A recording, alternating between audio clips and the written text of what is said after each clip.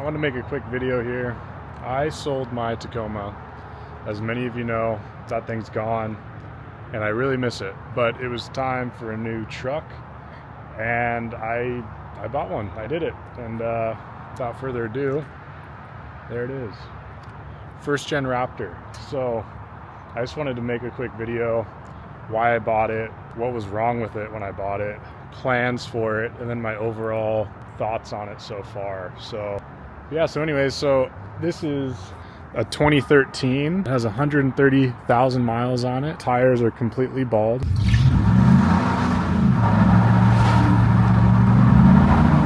That's okay though, it's all blacked out. It's very much stock, so has the upgraded speakers. I think there's a sub back here. It's not that loud. Really big back seats, which I love. I feel like I could almost sleep back here if I had to.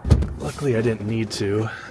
Just bought it from Portland, but yeah, nice big back seats, 5.5 foot bed, electronic front seats, leather, heated and cooled seats. And then the head units had two different versions. I think there's a Sync 1 and a Sync 2. This is the updated one, which is cool. And yeah, just super clean, quiet. I love the interior, it's super comfortable. Yeah, I think these all have Fox suspension from the factory, so pretty cool.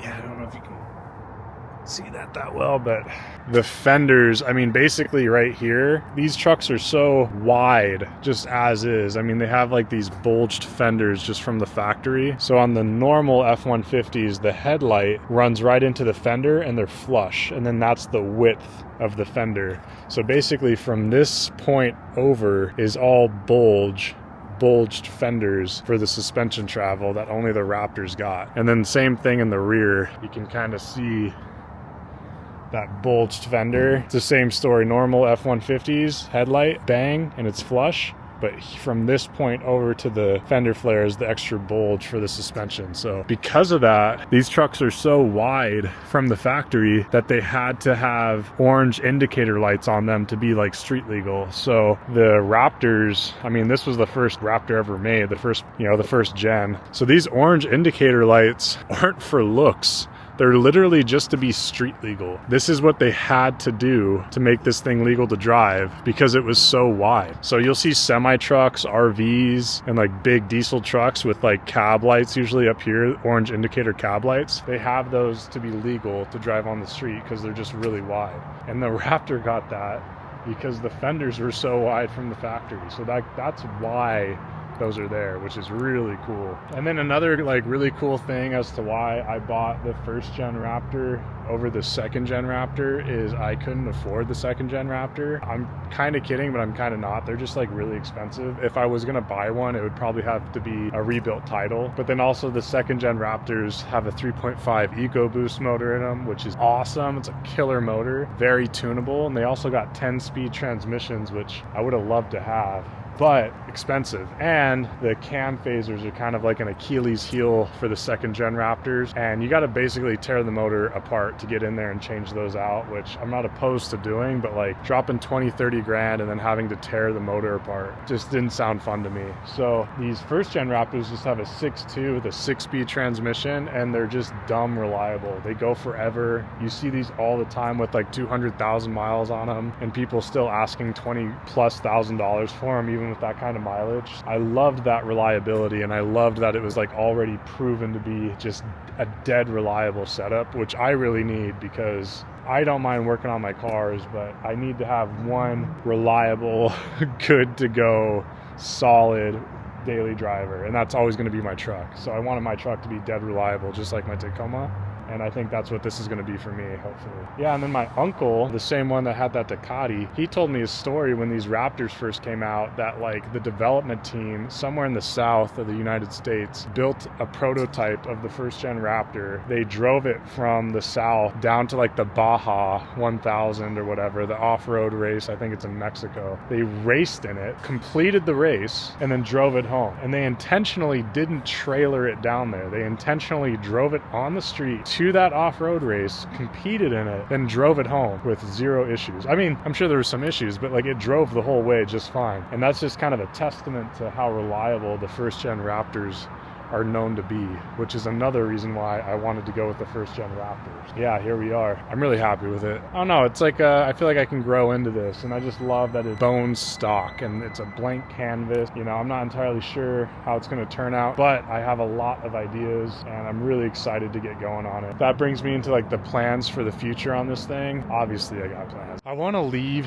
the suspension and the tire size alone as long as I can. As soon as I start messing with that stuff, it gets expensive, and then the drivability goes, or the daily drivability kind of goes down. MPGs, stuff like that. So I'm gonna try and leave that alone. I want to off-road this thing and actually see what it can do just in stock form before I start messing around with it too much. So I'm gonna try and leave those alone. But I want to do exhaust. I want to do a valved exhaust. Amazon officially has valved mufflers that are super cheap, where instead of doing an exhaust cutout like on my Tacoma, I can do like a muffler that has two exhaust paths. One goes through the muffler and it's quiet, and then the other one just bypasses the muffler completely and is basically straight piped, or, you know, muffler deleted. So I want to do that. I want to do a bed exit, bumpers, and then I'm probably going to vinyl wrap it.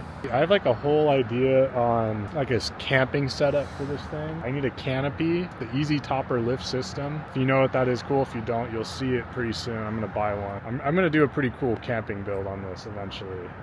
There's a lot of trucks you can buy in this price range. So for me, selling my Tacoma, I sold it because I needed to tow and I wanted bigger back seats for people and like family stuff. I'd had it for a long time. I had it for like 7 years, and if you've seen what that truck looked like when I sold it, you know I was running out of things to do to it. It was pretty much over the top. Sure, I could have supercharged it, maybe done long travel, but like other than that, it was pretty much maxed out as far as mods go. I like building stuff, I like modding stuff. I had that truck for so long, and I always wanted to have a truck no matter what, for work and just for life stuff. I was never going to sell it. I always needed a truck, and you know, cars would come and go, but for the most part, I just always wanted to keep a truck around for, you know, because you can make money with a truck. You can do a lot of tow stuff with a truck.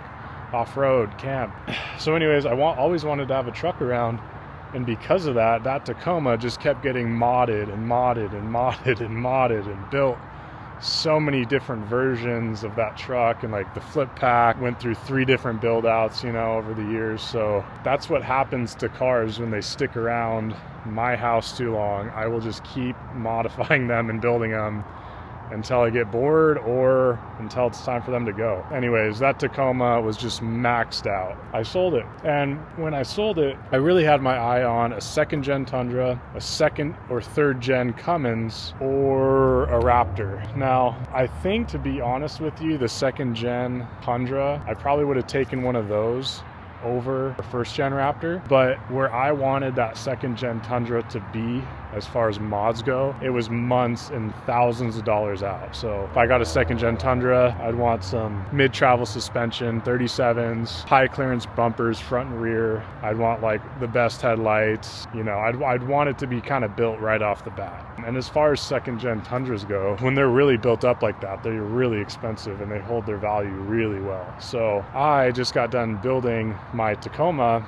and I kind of wanted to have a cool truck right off the bat without having to spend like months and months and months modifying it. I'm getting ready to move pretty soon, so I don't really have a lot of time to build out a truck the way I want it. So I kind of just wanted it to be pretty cool, just as is. From the moment I bought it, I just wanted it pretty cool. And that's kind of where the where the Raptor comes in, is, I mean, these are just pretty cool trucks right out of the box. They're just pretty cool. Quick side note, 2nd, 3rd gen Cummins, same thing. I'd want to build it up with like a Carly suspension kit, but the good ones are like $8,000, and I've never really done any solid axle lift kit install before, so that'd be a learning curve for me. So yeah, that's kind of why I went with the 1st gen Raptor. It's a lot of truck for the money, and I'm very happy with it so far. I'm not gonna lie, like, I really wanted a 2nd gen. I think the 2nd gens look a little more aggressive from the front. The 2nd gens have like these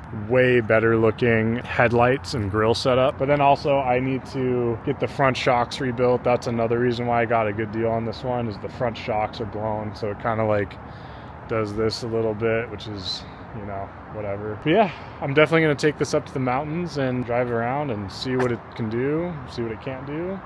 hopefully get it stuck and have fun, and yeah, video the whole thing and then start building it. So anyways, yeah, new truck, new build going down.